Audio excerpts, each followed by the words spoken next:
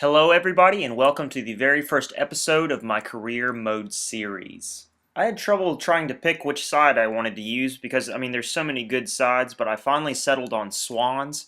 They're a great mid table side, and they've really performed above expectations this year.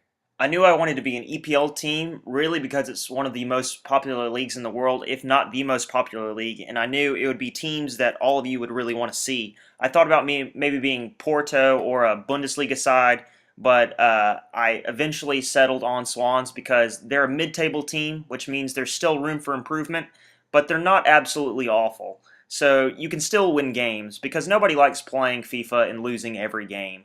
So Swans was a good medium to where it would be entertaining to watch. They're a very entertaining team to watch in real life, and so I thought I would transfer that into FIFA. And as well, they would be able to keep players. One of the problems with playing with some of the lower level sides, if you have a good player for more than 2 or 3 years, when his contract expires, he's going to go to another team. With a mid-table team, you can really keep those players on for longer and really build your dynasty, especially if you're doing well and you're winning games. Players want to be where they're winning, and if you're a mid-table side and you're moving on up the table, you're becoming a Europa League side. If you're becoming, eventually a Champions League team, title contenders, those players are going to want to stay. And you see there, the EA Insider says Alves set to take Swansea by storm. I decided to be a Brazilian, really just. I like Brazil. I like the Brazilian national team, and I thought it would be fun to be a Brazilian manager, bringing in some of that Brazilian flair into the Swans team. Which brings me to my transfer strategy. I'm not going to be signing Neymar. I'm not going to be signing Falcao. Of course, right now, those players are out of my buying power, but eventually I hope to have enough money to buy some of those big names, but I try to focus more on young talent. Uh, I feel like it's more rewarding to build up that young talent and eventually make them superstars than to already buy a superstar and really keep them at the same level that they're playing, even if you're winning titles. I feel like it's more fun to buy, a 19-year-old, an 18-year-old, and build him up into a superstar rather than buying, Falcao. It's just something. It adds another dimension to the experience, and it really just keeps you coming back because you really want to see that player progress and start to do well. You want to play that player more, and the more that player plays, the better they're going to become. You see, I'm looking at my squad report right now. I'm just really seeing what I have before I delve into the transfer market. There's a few good players. There's a few players that don't fit my play style. I really like pacey players with good ball control. It doesn't really matter if their finishing is okay because if you get close enough to goal, you're going to score. But finishing is also a really great attribute to have. I also like for my players to be two-footed, if at all possible, because it really helps when you get close to goal to be able to shoot with either foot. And I also use a lot of inside wingers, which means I'll use a right winger that uses his left foot predominantly to cut inside and to score.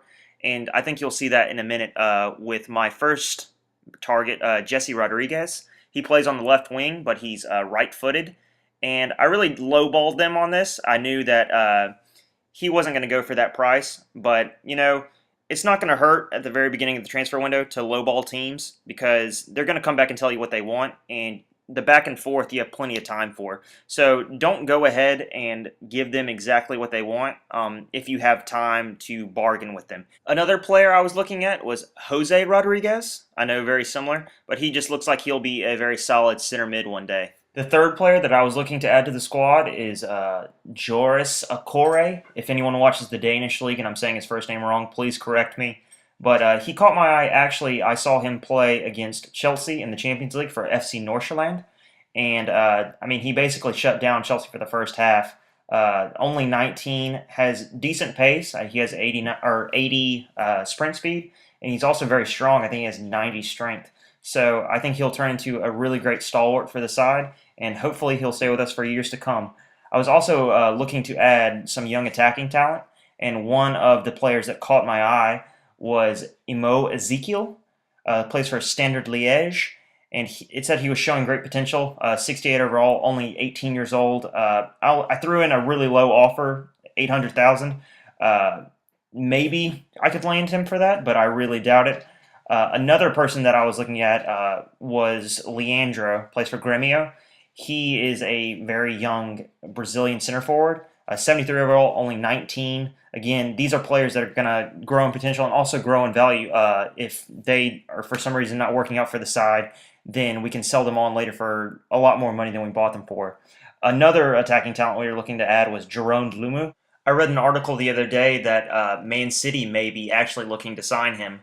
Uh, and that's one of the ways that I find out about these players. I don't really look on the sites that say what their potentials are because I think that kind of takes away from some of the fun for the game. I look who's actually doing well in real life. Who are these young talents that are actually emerging right now? And one of those is Lucas Silva. He plays for Cruzeiro, I think is how you say it. I don't watch a lot of Brasileira, so again, correct my pronunciation if that's the case. But we got a few emails telling us what's expected of us this year. We're expected to reach the quarterfinal of one of the domestic cups and also to finish mid-table, which I think is very achievable. I would really like to finish in Europa League spots or maybe even Champions League spots, but that may be getting ahead of ourselves a little bit. But as expected, all of our transfer offers have been rejected. They've all come back and basically said, "Are you crazy? We're not letting go of our players for that amount of money."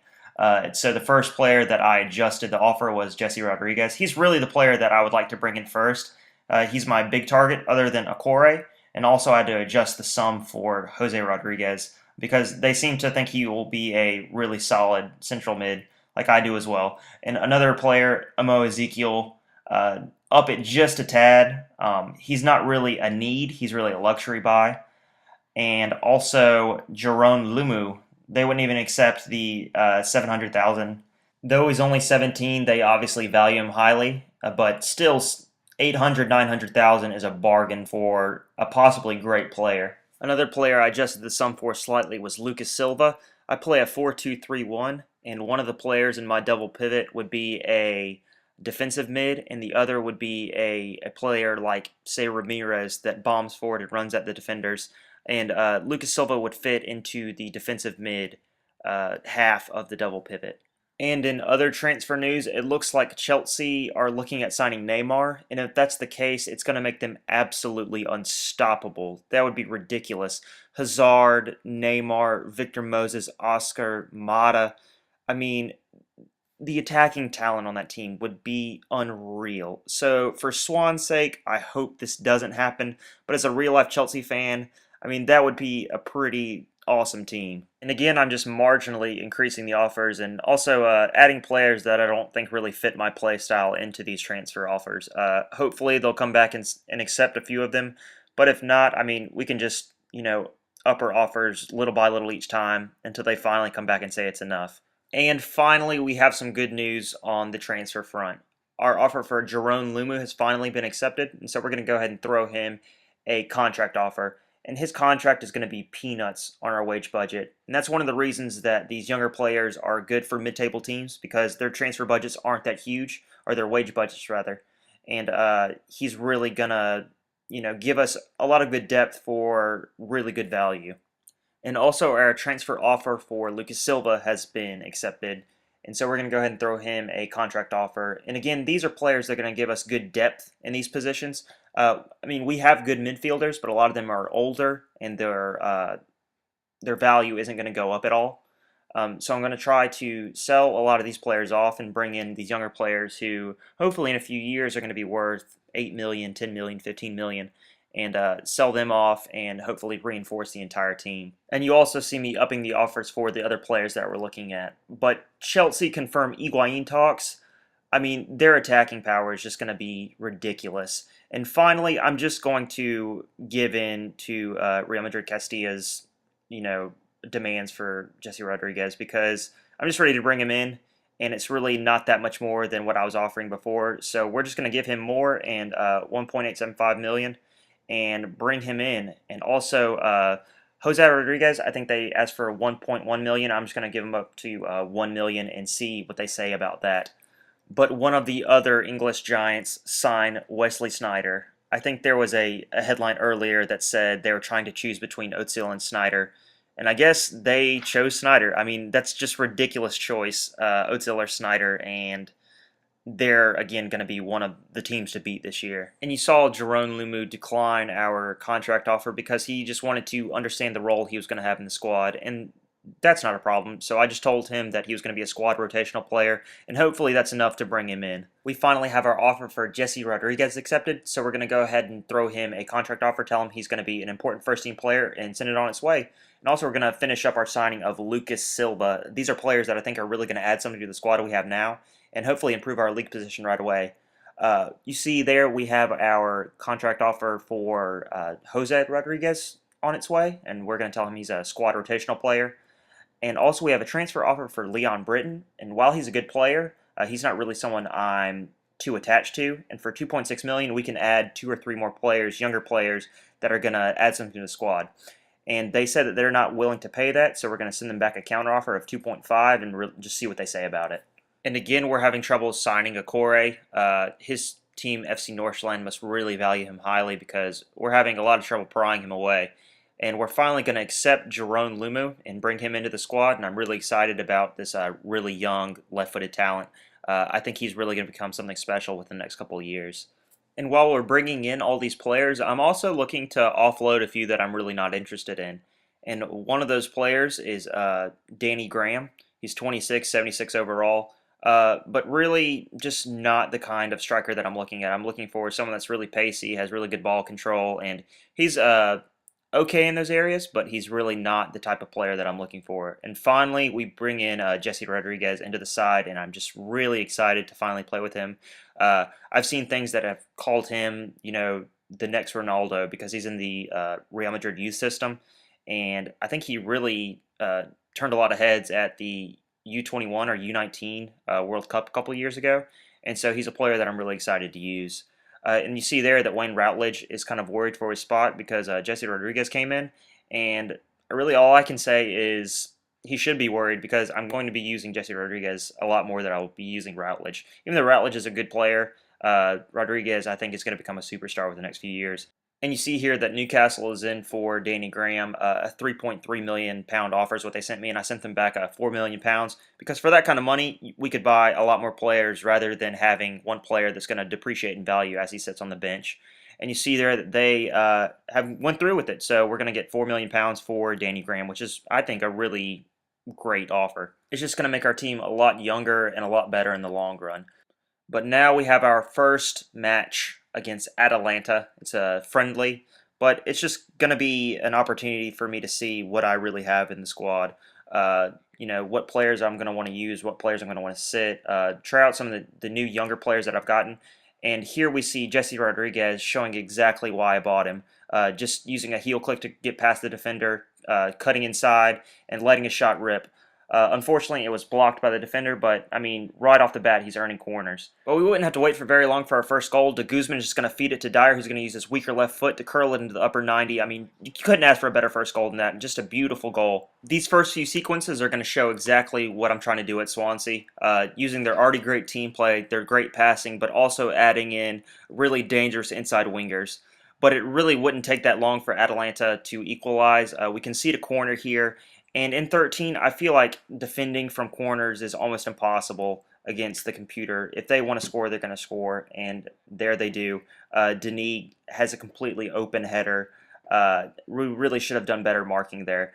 But we're going to come back and have another chance. Dyer's going to cut in, and I think he's going to square it back to De Guzman, who's just going to blast it over the bar. I mean, you can't miss chances like that. We really should have been ahead. We would have another chance moments later when Jesse Rodriguez would use his speed to get down the side, would turn his defender, come inside, and have a shot with his right foot, only for it to be blocked, and Dyer's rebound hits off the post. And Dyer's looking like a player that I'm going to be using a lot. I mean, his pace is just ridiculous. I think he has 94 acceleration, 94 sprint speed, something like that. And he's just really useful for getting past fullbacks who, I mean, generally don't have as much pace as he does. And Lumu is just really unlucky not to get a goal there. I mean, 3 shots blocked in the first few minutes. I mean, he's really turning out to be a lot more than what I figured he would be. But Jesse Rodriguez, again, coming down the side, just turning defenders, cuts inside, rips it with his right foot, bottom corner, finally has a goal. I mean, he is just a monster so far. And that goal would ensure we would be going into halftime ahead 2-1, but the second half would turn out to be just ridiculous. But Atalanta would show us how fragile our one-goal lead was when Denis has a great shot blocked in the bottom corner. And it would only take until the 61st minute for Atalanta to be level. After a pretty good passing move around the box and some shoddy defending, they passed inside to Mary Lungo, who just hits it with his right foot and it trickles in. That's a goal you don't want to concede, so I thought to do some substitutions, bring in some players that I wanted to try out, like Pablo Hernandez and our young center mid, Jose Rodriguez. But we would concede another corner, and guess whose head it finds? That's right, Denis has another goal. Defending set pieces is seeming like an Achilles heel, but bringing in someone like a Corey is really going to go far in fixing that problem. But things would start going our way a few moments later when we would earn a penalty through Jose Rodriguez, who we'd brought on earlier, and our other substitute, Pablo Hernandez, would step up and bury this penalty. And you would think, 79th minute, that's probably the end of the game. It's going to end 3-3. Not this game. I mean, the way this game's going, this could end 6-6. You just never know. And the hopes of a 3-3 draw would evaporate moments later with yet another Atalanta goal. And it was another bizarre one, but guess who it is? That's right, Denis with his hat trick. I hate this guy already. I hope he never comes to the Premier League so I never have to play him again. But we would earn another penalty. I don't really see where the penalty was, but this time Lumu would step up and bury it with his left foot to bring it to 4-4.